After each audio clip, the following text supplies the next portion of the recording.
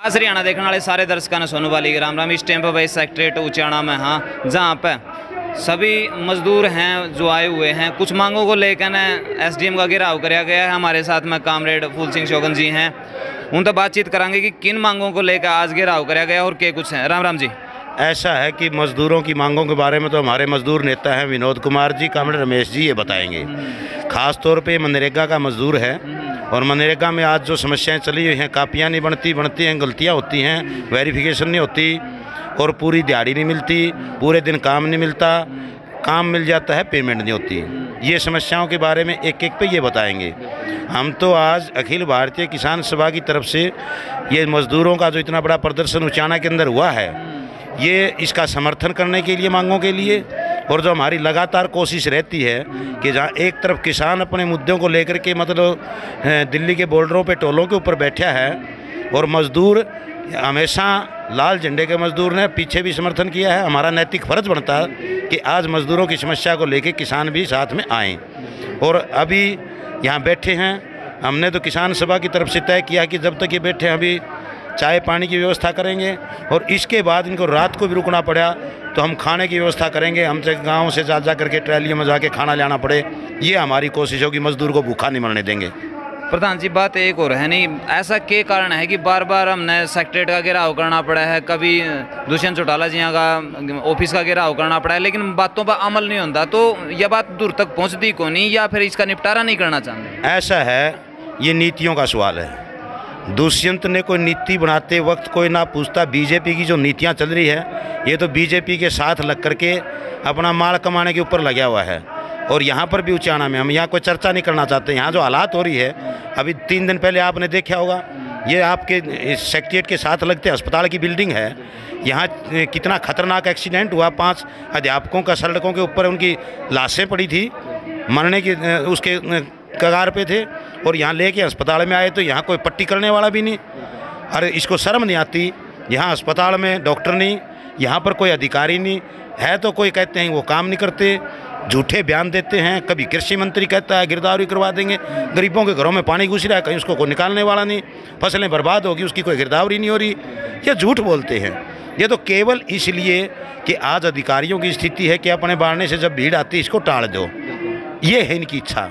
और दुष्यंत का तो जिक्र बार बार करना ठीक ही नहीं। दुष्यंत ने इस इलाके को बहुत बड़ा धोखा दिया है।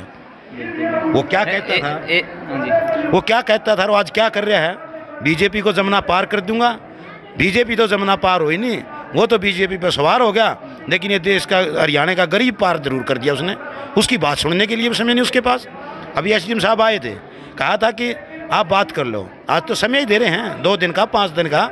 ये अपनी समस्या बताएंगे, प्रतिनिधिमंडल जाएगा यूनियन का, बात करेगा, उसको समय ही देने का समय नहीं है।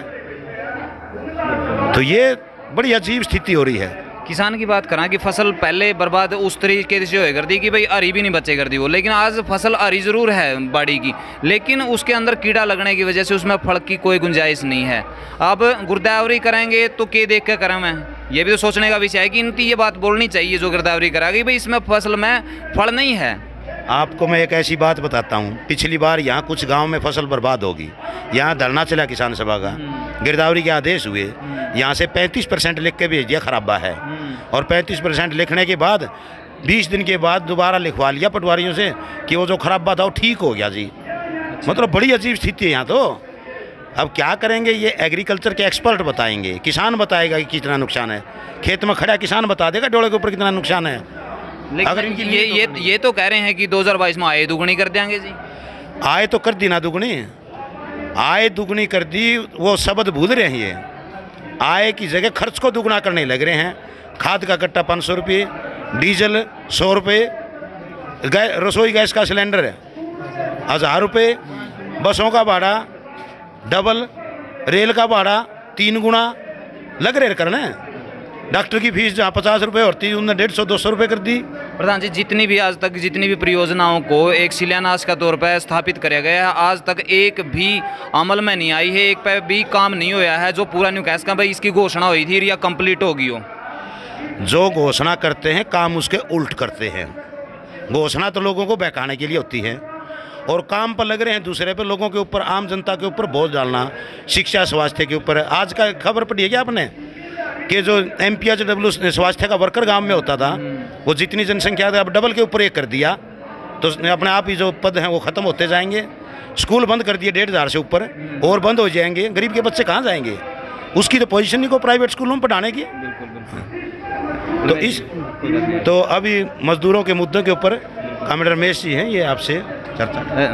नमस्कार जी। नमस्कार जी, धन्यवाद आपका, आप हमारे इस प्रदर्शन को कवर करने के लिए आए। हम असल में मनरेगा में 2013 में जब ये आए 221 रुपये मनरेगा की दिहाड़ी थी। हरियाणा की न्यूनतम मजदूरी थी 199 रुपये, 11% ज़्यादा थी। और अब मनरेगा की दिहाड़ी है 315, हरियाणा की न्यूनतम मजदूरी है 373, 11% अलग देना तो दूर की बात, 58 रुपये कम है। और एक साल पहले तक अगर हम 5 किलोमीटर दूर काम करने जाते थे तो 10% किराए के रूप में मिलता था, वो कटौती कर दी। मनरेगा का मजदूर ढाक के नीचे दब कर मर गया, सांप ने काट लिया, उसकी डेथ होगी तो मुआवजा 25,000 है। कंस्ट्रक्शन का मजदूर का सड़क पर किसी का एक्सीडेंट हो जा या एग्रीकल्चर में कोई डेथ हो जा तो 5 लाख रुपए है। इन सवालों को लेकर हम यहाँ आए हैं। इस कोरोना के टाइम में ज़रूरत थी लोगों की जेब में पैसा डालने की, इस मंदी का भी हल वही था, लेकिन हमारा तो काम का जो पैसा मजदूरी है वो घटा दी। और हम 15 दिन पहले मेल की थी SDM साहब को भी और डिप्टी CM साहब को भी, कोई टाइम नहीं दिया। कल मैं खुद मिल के SDM साहब को ये कह के कहा था हम कल आएंगे, आप टाइम ले लो। बड़े मीठे बोले, पानी पियाया, लेकिन टाइम नहीं लिया। आज 11 बजे भी हमने सिक्योरिटी वालों को कहा, बोले चिट्ठी दे देंगे, लेकिन अभी तक कमाल की बात है, दुष्यंत कह है कि मैं उचाने का सेवक हूँ और उचाने के मजदूर बैठे हजारों, लेकिन टाइम नहीं दे रहा। ये हालत है और हम इसका जवाब देंगे।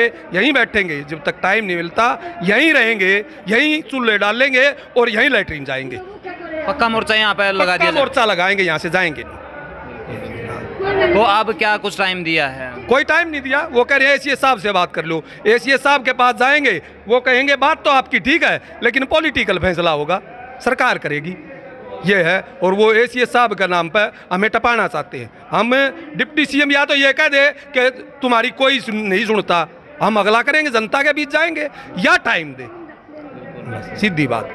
तो भाई देखने वाली बात यह है कि मजदूर जो यहाँ दरपा आकर बैठे हैं, सरकार ने चाहिए कि इनकी सुने, क्योंकि इनके पास में ऑप्शन यही है, किसी की भी तरह तो काट कर लेकर आ नहीं सकते हैं, रिक्वेस्ट कर सके हैं जो आ रहे हैं, लेकिन सुन नहीं लग रहे अभी तक। SDM साहब पानी पिलाने की कह रहे हैं, लेकिन पानी पीने तो पेट नहीं भरेगा, रोटी खाने तो पेट भरेगा। रोटी ज़्यादा नसीब होएगी जब उनकी दिहाड़ी ठीक मिलेगी।